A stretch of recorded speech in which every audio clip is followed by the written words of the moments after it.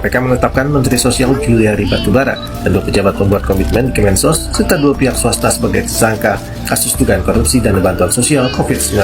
Komisi Pemberantasan Korupsi atau KPK yang menetapkan mantan Menteri Pertanian Syahrul Yassin Limpo sebagai tersangka dugaan korupsi di Kementerian Pertanian.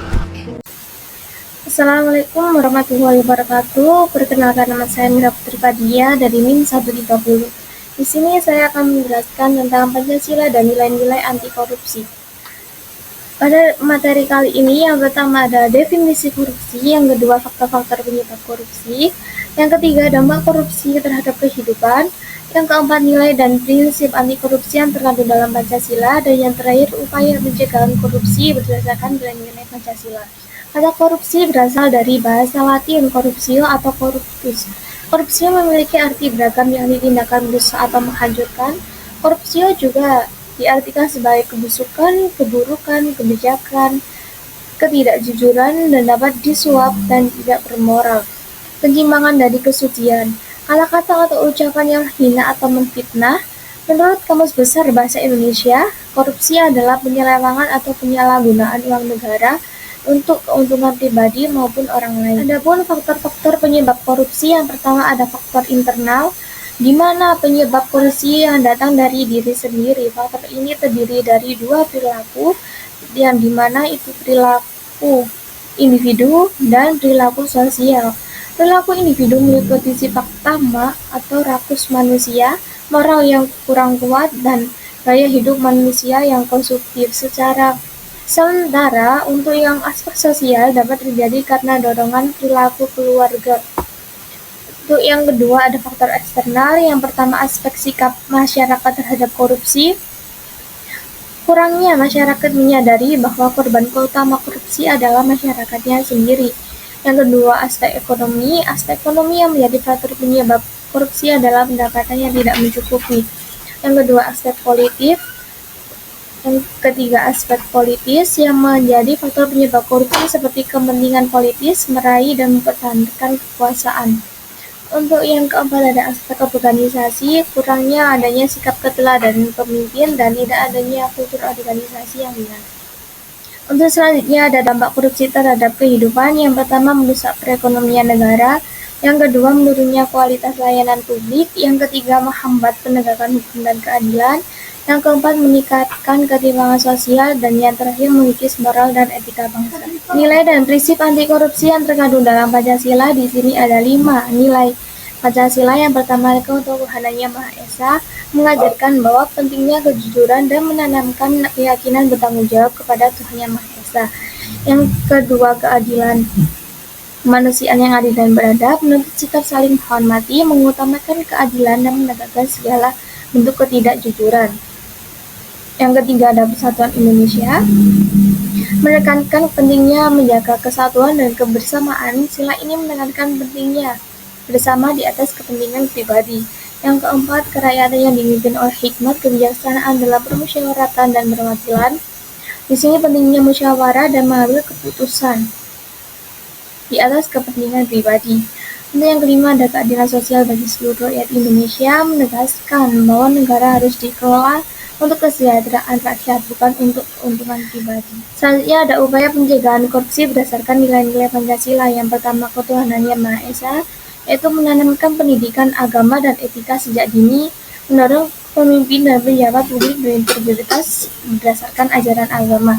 Yang kedua kemanusiaan yang adil dan beradab, meningkatkan kebenaran sosial dalam setiap pengambilan keputusan, mendorong penghormatan terhadap hak orang lain dan keadilan sosial. Untuk yang selanjutnya persatuan Indonesia, membangun dasar nasionalisme dan menguatkan gotong royong. Yang keempat kerakyatan yang dipimpin oleh hikmat kebijaksanaan dalam permusyawaratan perwakilan. Di sini meningkatkan partisipasi rakyat, mengadakan forum musyawarah masyarakat untuk pengawasan anggaran.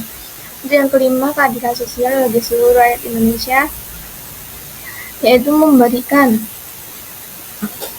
dan mendistribusikan secara adil dan merata. Kejaksaan Agung kembali menyita uang dalam jumlah fantastis terkait kasus korupsi ekspor minyak sawit mentah atau CPO.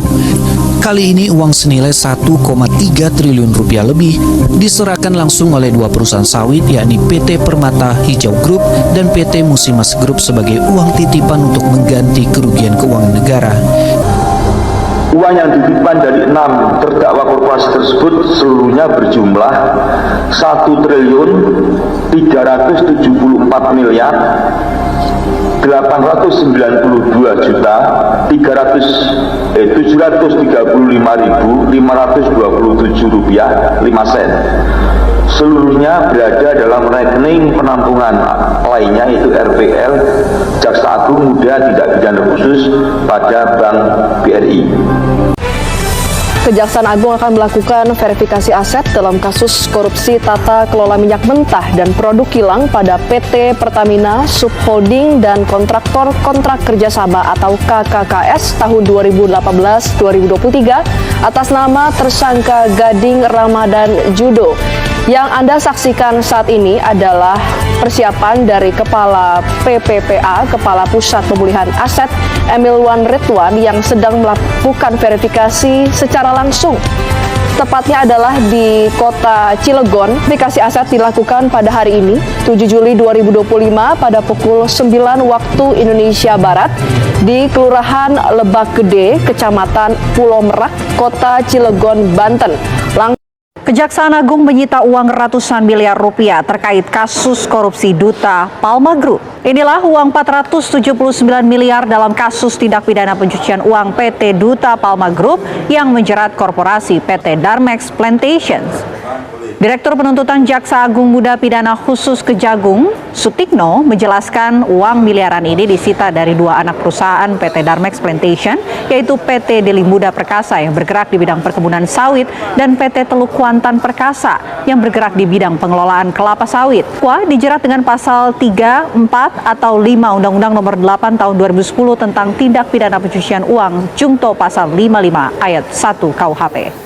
Berikut beberapa sumber materi yang saya ambil. Yang pertama ada Febriana, Octaviani, Anggraini, dan Fitriorono, implementasi Pancasila terhadap kasus korupsi yang terjadi di Indonesia.